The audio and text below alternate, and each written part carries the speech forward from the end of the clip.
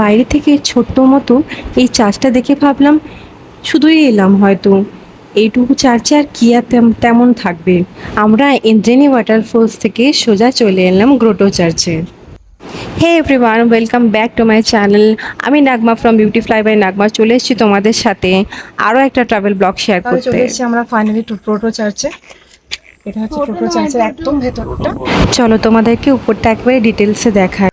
শুরুতেই সকলকে সরি বলে জানাচ্ছি, কারণ কি এখানে উচ্চারণটা আমার একটু ভুল হয়েছে।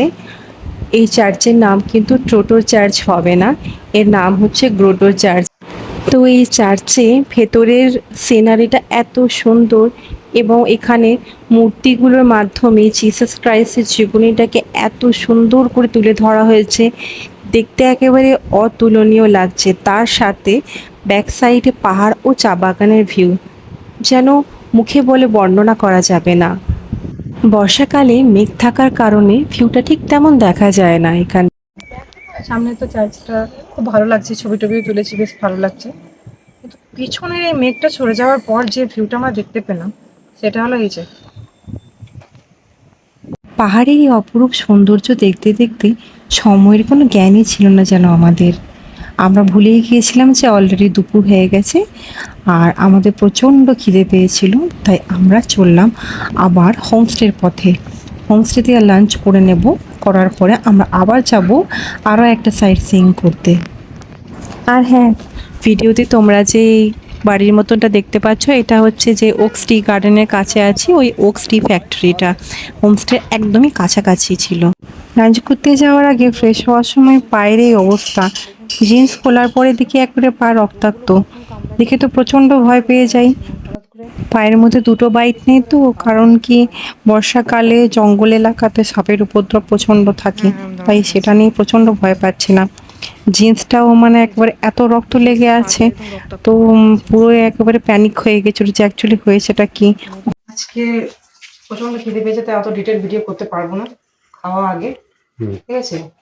এই ছিল সেদিনে আমাদের লাঞ্চের মেনু: ডিমের কারি, সয়াবিনের বল, স্যালাড এবং তরকার ডালটাকে একটু অন্যরকম করে রান্না করেছিলেন। আমাদের লাঞ্চ করে আমরা বেরিয়ে পড়েছিলাম ইনটেক ব্রিজের উদ্দেশ্যে। অ্যাকচুয়ালি আমাকে ভিডিওটাকে মিউট করতে হয়েছে এই জন্যে, কারণ কি এখানে যে ব্যাকগ্রাউন্ডে গান চলছিল সেটার জন্য কিন্তু ভিডিওর মধ্যে কপিরাইট পড়তে পারে। ইনটেক ব্রিজ যাওয়ার পথেও কিন্তু অনেক সুন্দর সুন্দর সিনারির সম্মুখীন হলাম, কখনো মেঘের ঘনঘটা তো কখনো একেবারে পরিষ্কার আকাশ। এখানে গেলে এলেই কি বৃষ্টি হয় নাকি? ওরা হয়েছিল, ওরাও বৃষ্টি হয়।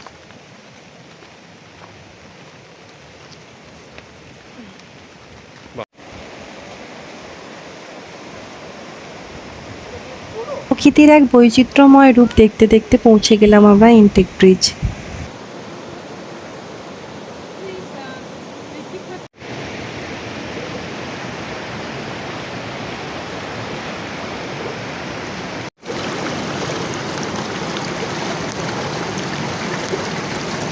ব্রিজটা একটু স্ক্যারি হলেও কিন্তু ব্রিজের মধ্যে যে ফটোগুলো এসছে দারুণ এসছে কিন্তু, আর এখানে আমরা অনেক এনজয় করেছি।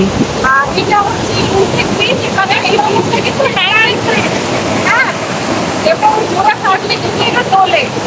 তো এই ব্রিজটার এখানে আমরা এসেছি, অনেকটা সময় কাটিয়ে ফেলেছি। আমাদের ড্রাইভার দাদা গাড়িটা রান করবে কিনা, তো খুব ভালো লাগছে। এখানে মনে হচ্ছে যে ড্রাইভার দাদাকে বলি তুমি চলে যাও, আমাকে আমাদের খাওয়ার সময় এসে আসবে। খুব ভালো লাগছে এখানে, এখানে তোমরা ভিউটা দেখতে পারো।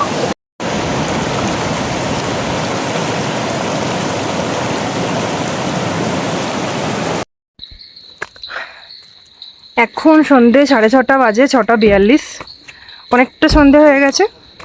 তো আমরা বাকি যে সাইট সিনটা বাকি ছিল ইনটেক ব্রিজ ওটা করে এখন ফিরছি।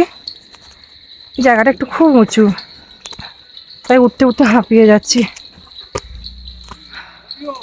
হ্যাঁ, আমি উপরে উঠে গিয়েছিলাম, কিন্তু আমার হাজব্যান্ড আমাকে আবার ডাকছে নিচে টাইম স্পেন্ড করার জন্য।